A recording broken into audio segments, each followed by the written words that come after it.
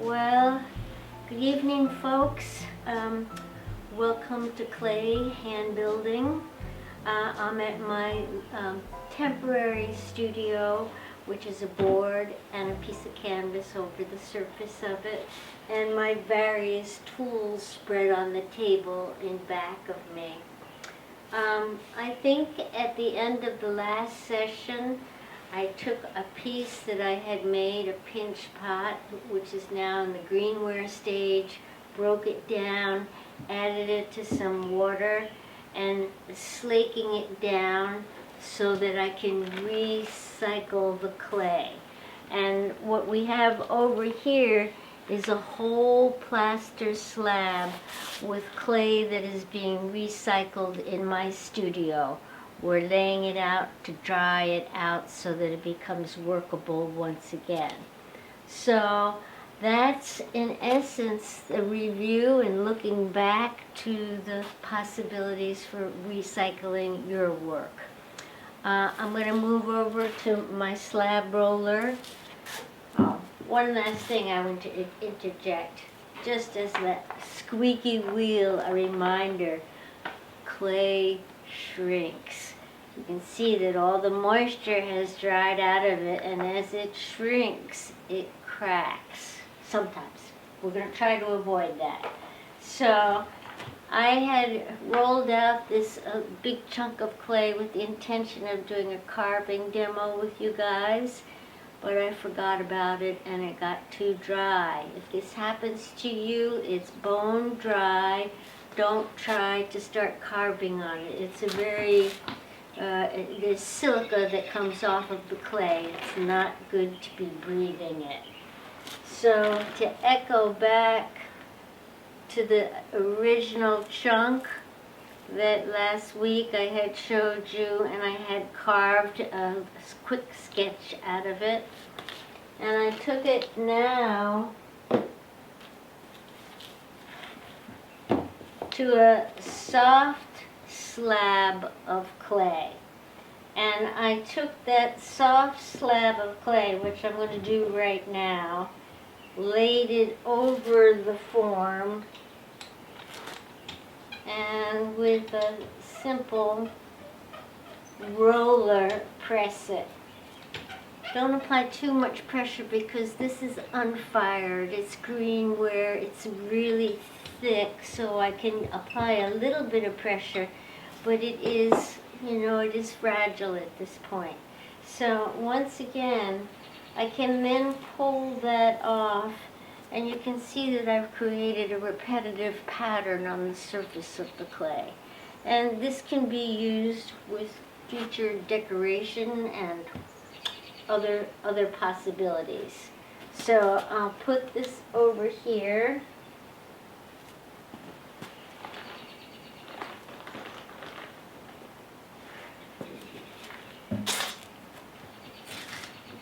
And I'm going on to a really simple slab construction for a cylinder form.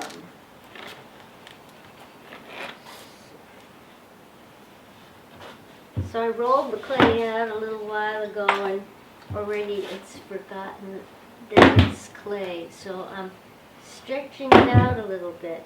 Notice that when I throw it down, I'm not just throwing it flat down. It doesn't really do anything. It's an action like that that stretches the clay out, thins it out, and brings it to a place in which you want to work with it. So I've got a fairly good sized piece here.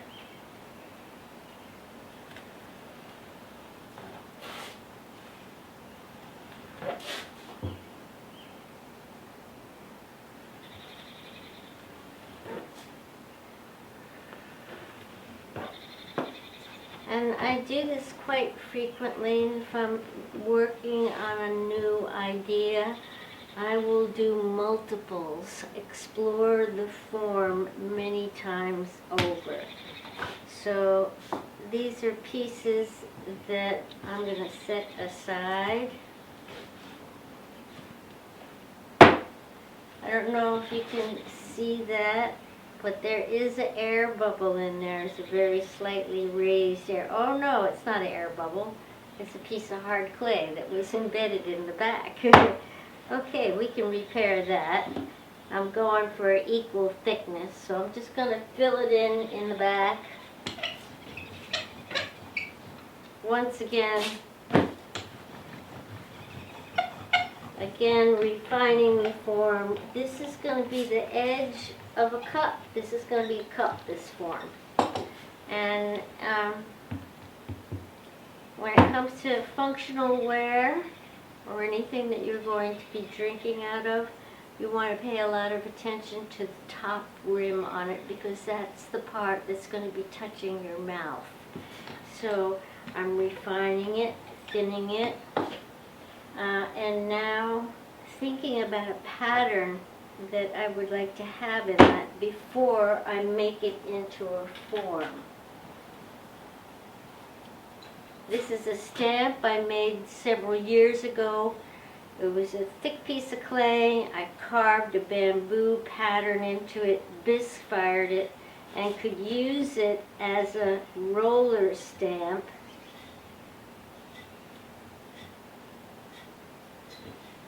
For many years and many times. So I'll sit that up. I don't know if you can see slightly raised area. I want to try and refine this a little bit more, so while it's flat, I'm going to come in with the roller. Kind of draw on it. So there's different high and low areas. Now the clay, I score the edges up, the bottom,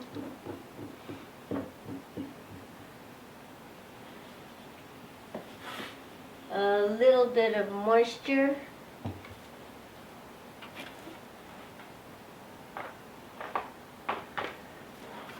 dried out tools. Well, I have a finger. It's to your advantage when you're working, if you can set yourself up beforehand so you know where most everything is. I have a tendency to be a little bit chaotic when I'm working. Tools go here, tools go there, but prepping beforehand is a good idea. Okay, so I'm just going to take this, turn it on itself,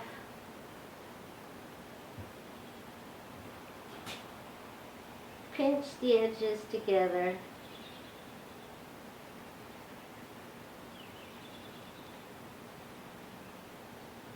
and here's where the devil is in the details, is in joining when you're putting it together.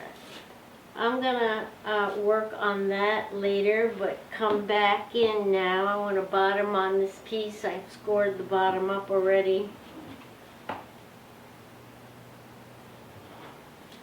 Lay it down on the slab.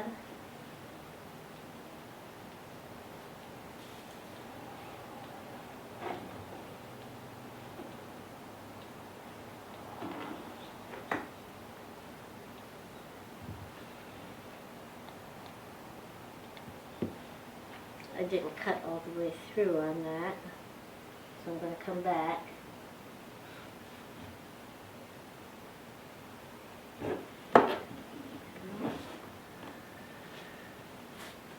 And now I want to come in and score that bottom up. Once again, you want to make sure those joints are abraded so you get a better joint. Little bit of water or slip, and then I take the top, put it onto the bottom, shape it the way I want it to be, and then lift the piece and tap it on the bottom, and that gives you a good joint on the bottom. Now the next step would be to come along, trim the bottom away, put a coil on the inside, join it together. And you can see that I have another one over here, a little bit larger, that I've done the same thing.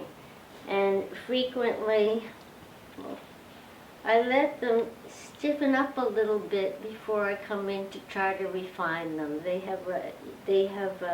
There's a certain time to do things in that it's a little bit easier. Here's another one that I've been exploring from the inside outside with. So that's some of the technical information about slab construction, starting a very simple cylinder form that we could explore to become a cup. I'll show you making handles and attaching handles during the next session. So I'm looking at my cheat sheets over here to make sure I covered everything. It's my video prompter in the corner here. Clay shrinks, I covered that, and we went over that leather hard, greenware, and bisqueware. And then carved stamps, working with a thicker piece of clay, carve it, and you could be using that to print in a softer slab of clay. And to revisit the pinch pots that I demonstrated in the previous class, I'd like you to be taking one and exploring it by attaching coils onto it and changing the shape of it from there. So, teleprompter tells me time's up. So, how's your heart? How are you feeling? Remember, let's go back to the journals and put some of the stuff that's going on in your head and your feelings in the journals. If you want really accurate information on the coronavirus, there is a lot of information out there. Much of it is not correct. The ones you want to look at is the CDC, the Center for Disease Control, plus WHO, World Health Organization. They have a global view of what's going on, a realistic view of what to expect. And at this point, I think the more that we know, we realize we don't know what to expect. But I encourage you to be safe, pursue your tender hearts, listen to music. I heard some music today by Bill Withers, and it was a song called We All Need Somebody to Lean On. So, lean on the post. Don't lean on somebody else just now. Okay, bye folks. See you again. Stay safe and be well.